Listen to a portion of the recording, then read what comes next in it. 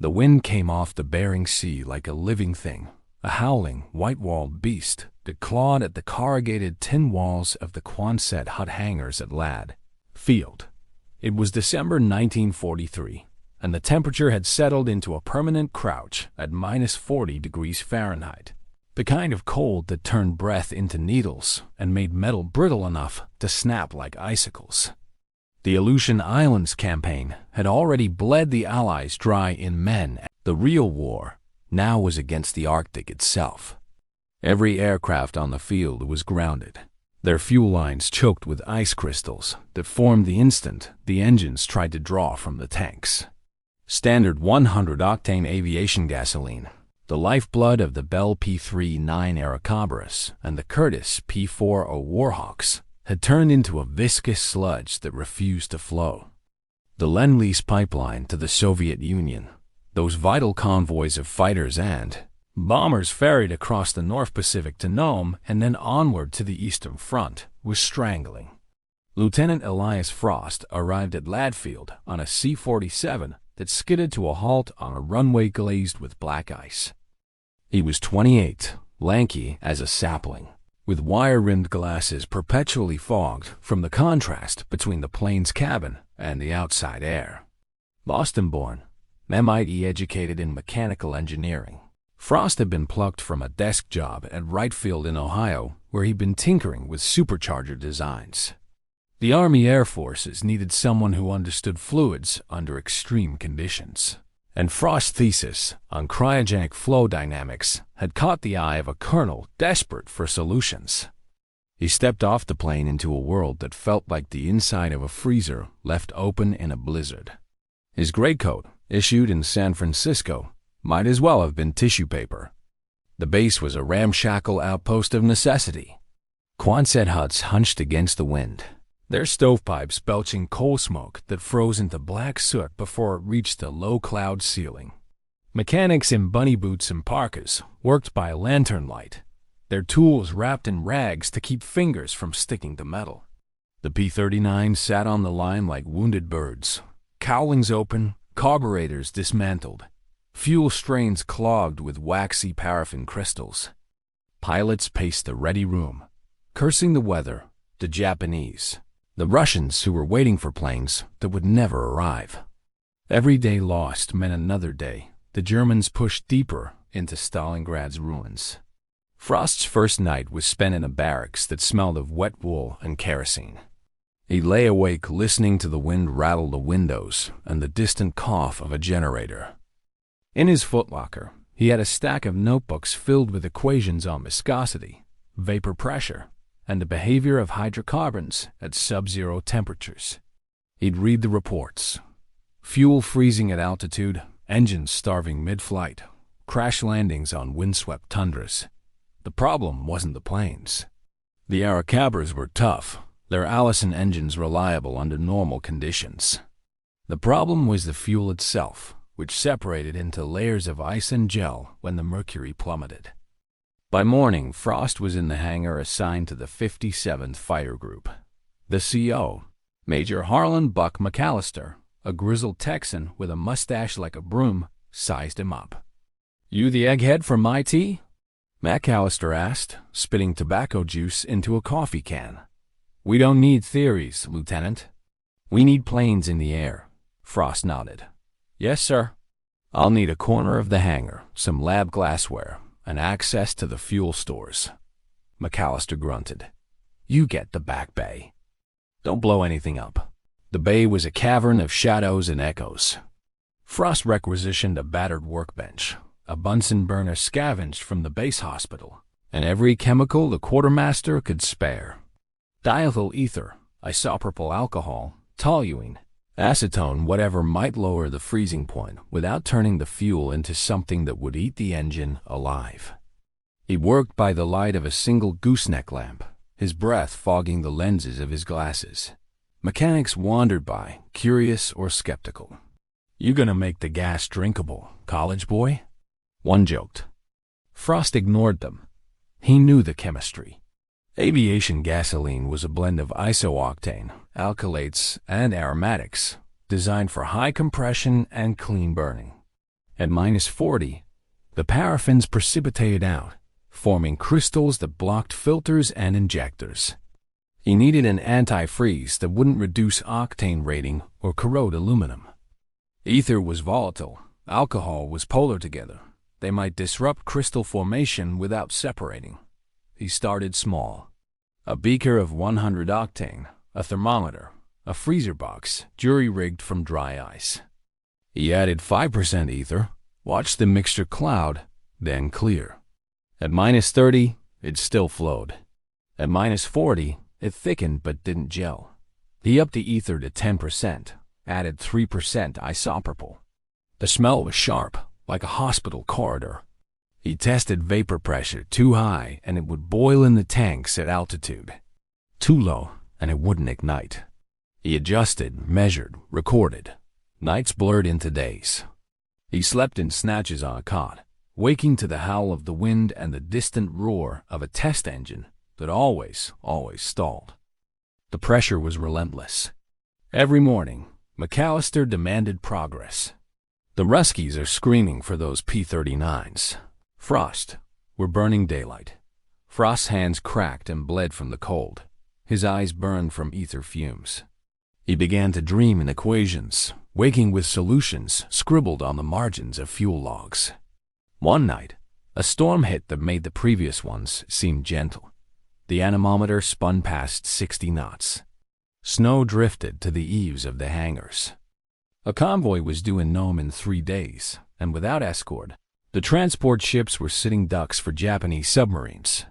Frost worked through the night, mixing a new batch, 15% diethyl ether, 5% isopropyl alcohol, a trace of oil to lubricate the pumps. He labeled the drum Frost -1 and wheeled it to the flight line at dawn. The mechanics were skeptical. "That witch's brew gonna melt the tanks?" one asked. "Only one way to find out," Frost said. They chose a P-39 that had been written off for parts, its airframe patched with sheet metal and prayer. Frost supervised the fueling, watching the amber liquid flow into the tanks without the telltale slush. The pilot, Captain Sarah Ice McKendrick, a WSP ferry pilot with nerves of steel, climbed into the cockpit. The ground crew spun the prop. The Allison caught on the third try, a throaty roar that drowned the wind. They let it idle for 10 minutes, then 20. No stutter, no cough. The fuel flowed clean. McKendrick taxied to the runway, the blizzard still raging. Visibility was 0, but she lifted off anyway, disappearing into the white. Frost stood on the apron, coat flapping, heart in his throat. Minutes stretched. Then the radio crackled. "Frost, you beautiful bastard. She's flying like it's July in Texas." The hangar erupted. Mechanics slapped Frost's back hard enough to stagger him.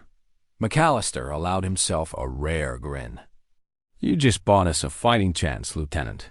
But Frost knew it wasn't enough. One plane in a storm didn't win wars.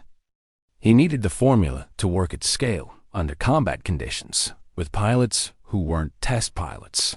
He needed the squadron in the air, delivering fighters to Nome, keeping the pipeline open. The real test was coming, and the Arctic wasn't done with them yet. The success of the first flight was a spark in a powder keg. Word spread through Lad Field faster than frostbite. The MIT lieutenant had a brew that kept fuel liquid in Hell's own freezer. Pilots who'd been grounded for weeks crowded the hangar, peering at the drum labeled Frost -1 like it was the Holy Grail. Major McAllister wasted no time. "We need this on every bird, Frost. Squadron strength." Yesterday, Frost's makeshift lab became a production line. He requisitioned every empty fuel drum. Every gallon of ether and isopropyl the quartermaster could scrounge from medical stores and de-icing units. Mechanics formed an assembly line, measuring, mixing, testing. The hangar reeked of solvent, a sharp tang that made eyes water and heads swim. Frost worked 18-hour shifts, his glasses perpetually smudged, his fingers stained yellow from handling chemicals. He refined the formula: 15% diethyl ether for volatility, 5% isopropyl to bind water and prevent separation, a careful balance to maintain 100-octane performance.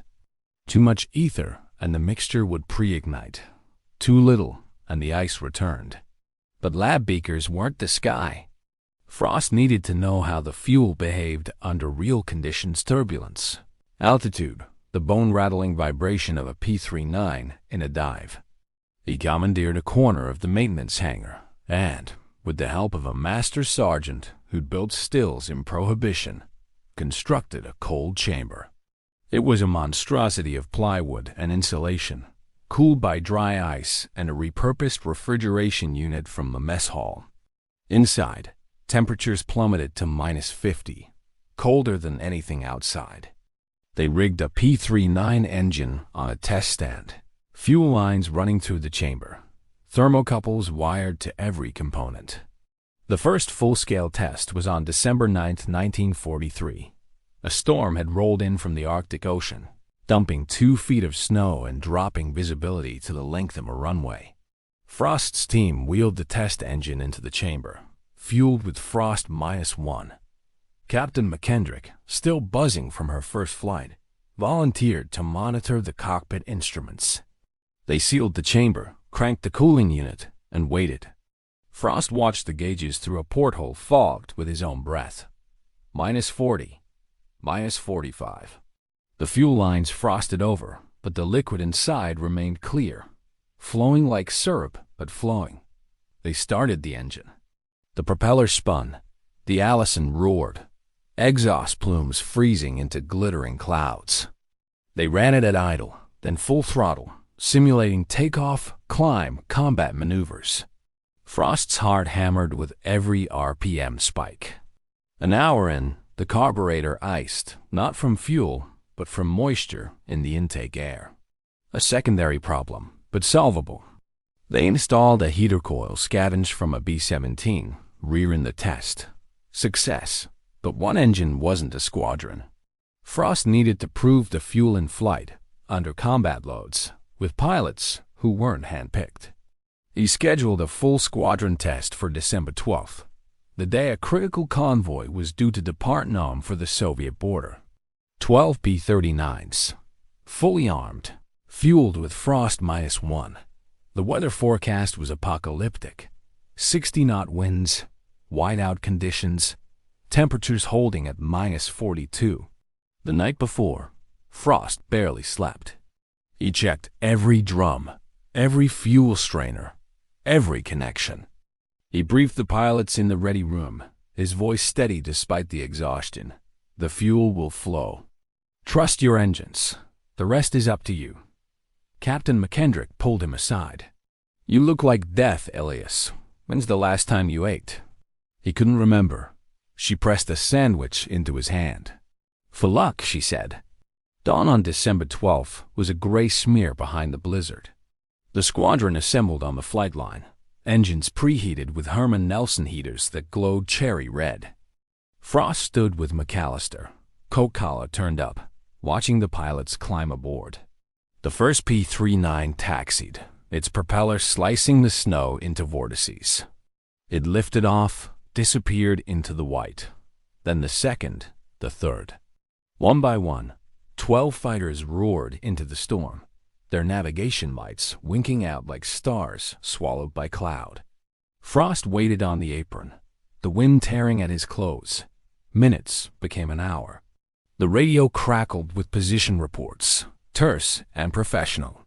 Red leader, climbing through 5,000, fuel nominal. Blue 2, negative icing, engine smooth. They flew a racetrack pattern to Nome and back, simulating escort duties. Frost mixture held. No stalls, no flameouts. The squadron landed in a swirl of snow, canopies frosting over, pilots grinning like madmen. McAllister clapped Frost on the shoulder. You did it, son. Those birds flew through hell and didn't blink. But Frost wasn't celebrating yet. He knew the real test was the convoy itself, hundreds of miles over open water, with Japanese Zeros lurking in the fog. The squadron refueled, rearmed, and prepared for the real mission. Frost's formula was about to be baptized in combat, and the Arctic was a jealous god. The convoy was a lifeline stretched across the North Pacific, a dozen Liberty ships and tankers crawling through heavy seas under a sky the color of steel. Their cargo, 200 P-51 Airacobras, crated and cocooned in cosmoline, destined for Soviet pilots who would fly them against the Luftwaffe over the frozen steppes. Escorting them were destroyers and a single aircraft carrier, the USS Nassau, her deck a slippery nightmare of ice. The Japanese knew the route. Their submarines prowled like wolves, and their long-range Kawanishi flying boats shadowed the fleet from afar. Without air cover, the convoy was a floating target. On December 14, 1943, the call came from Nome. The convoy was 2 days out, battered by storms, low on fuel and escorts. The 57th Fighter Group was ordered to launch. Frost's fuel had proven itself in tests, but this was different 6-hour patrols over open water, in temperatures that hadn't climbed above -30 in weeks. The P-39s were ferried to a forward strip at Galena, closer to the action, their tanks topped with Frost 1. Frost went with them, bunking in a tent that flapped like a sail in the wind. The first patrol launched at dawn on December 16th. 12 Airacobras, led by Major McAllister himself, climbed into a sky that was more snow than air. Frost monitored from the ground station, a Quonset hut warmed by a single stove, the radio his only link to the sky. The pilots' voices came through, calm under strain. Fuel flow steady, negative icing on intake, visibility 500 feet. Instruments only. Hours in, the Japanese struck. A flight of Zeros, operating from a hidden base on Attu, dove out of the clouds. The radio exploded with shouts. "Bandits, 2 o'clock low." Tally-ho, engaging. Frost listened, helpless, as the dogfight unfolded over the airwaves. The P-39s, sluggish at high altitude but deadly in a dive, tangled with the lighter Zeros. Frost's fuel kept the engines turning, the superchargers whining, the guns spitting. 2 Zeros went down, trailing smoke into the sea. 1 P-39 limped back with a shredded wing, its pilot nursing a coughing engine that never quite quit. The convoy pressed on. Patrol followed patrol, the squadron rotating in 6-hour shifts. Frost's mixture became the difference between life and death. Planes that would have stalled at altitude flew clean. Engines that would have frozen solid roared through the cold. The pilots began to call it Frost's Elixir, a talisman against the Arctic. They painted tiny snowflakes on their cowlings, a nod to the lanky engineer who'd kept them aloft. On December 18th, the storm of the century hit. Winds topped 70 knots, waves 50 feet, the sea a cauldron of white. The convoy scattered, ships losing sight of each other in the maelstrom. The Nassau's deck was a sheet of ice. Catapult launches were impossible. The P-39s were the only eyes in the sky. Frost's team worked around the clock, mixing fuel in 55-gallon drums, hauling them through drifts to the flight line. Sleep was a rumor. Frost's hands were raw, his eyes red-rimmed, but he refused to rest. The decisive moment came at dusk. A Japanese submarine surfaced to shell a straggling tanker. The P-39s, low on fuel but guided by radar from a destroyer, dove through the storm. Their 37mm cannon spoke, and the sub's conning tower erupted in flame. The tanker limped into Nome Harbor, its cargo intact. The convoy was saved. When the last ship docked, the pilots gathered in the Galena mess hall, a Quonset hut warmed by a pot-bellied stove. They toasted Frost with coffee, laced with contraband whiskey. McAllister pinned a captain's bar on Frost's collar, a field promotion. "You kept us flying, Captain. The Ruskies'll get their planes because of you." Frost, exhausted beyond words, managed a tired smile. "Just did the math, sir." But the war wasn't over, and neither was Frost's work. The formula needed to be standardized, distributed, tested on other aircraft. The pipeline had to keep flowing, and the Arctic was always waiting. The convoy's safe arrival in Nome was a turning point, but not the end. The P-39s were uncrated, assembled, and flown across the Bering Strait to Siberian airfields where Soviet pilots, grim and grateful, took the controls. Frost's fuel mixture, now officially designated Arctic Blend, was rushed into production. Chemical plants in California and New Jersey worked overtime, shipping drums by the thousands to Alaska, Canada, and the Murmansk Run. The formula 15% diethyl ether, 5% isopropyl alcohol, balanced with stabilizers, was typed up in War Department technical orders, distributed to every ferry command from Goose Bay to Fairbanks. Frost himself was pulled from the front lines. In January 1944, he was flown to Washington, D.C., where generals and admirals waited to shake his hand. The Legion of Merit was pinned to his chest in a ceremony attended by Henry Stimson and Hap Arnold. Churchill, informed by Lend-Lease coordinators, sent a cable. Yankee ingenuity on ice splendid show. Frost, uncomfortable in dress blues, mumbled his now famous line, "Just kept the birds aloft." But the work continued. Frost spent the spring of 1944 at Wright Field, refining the blend for high-altitude bombers, testing it in B-17s flying the hump over the Himalayas. He developed variants for diesel, for hydraulic fluid, for the myriad ways cold killed machines. His notebooks filled with new equations, new solutions. He trained a team of engineers, passing on the meticulous habits that had saved the convoy. By war's end, Arctic Blend was standard in every theater where winter fought alongside the enemy. Frost returned to MIT after the war, a professor with a quiet office and a window overlooking the Charles River. Students called him the Iceman, half in jest, half in awe. He never spoke much about Alaska, but his lectures on fluid dynamics always included a slide of a P-39 silhouetted against a blizzard, captioned simply, "When the math matters." The legend grew. Pilots told stories in bars from Anchorage to London. The lanky lieutenant who'd outsmarted the Arctic, the fuel that turned impossible skies into highways. Mechanics tattooed snowflakes on their arms. A popular song, Frost's Elixir, played on Armed Forces radio, its chorus a jaunty tribute to the man who kept the engines turning. In 1957, when the Soviets launched Sputnik and the Cold War turned to space, Frost was called back. NASA needed someone who understood fluids at extreme temperatures. He worked on the Apollo program, ensuring propellants flowed in the vacuum of space. When Neil Armstrong stepped onto the moon, a tiny vial of Arctic Blend ceremonial, symbolic rode in the lunar module, a nod to the engineer who'd once kept fighters flying through hell. The Arctic Blend formula is still classified in some dusty archive, but its legacy lives in every aircraft that flies through winter skies, in every engineer who knows that sometimes the enemy isn't across the lines, but in the very air you breathe. A.L.S. Frost never saw glory. He just solved the problem, one freezing degree at a time. And in doing so, he turned the coldest battlefield into a path to victory.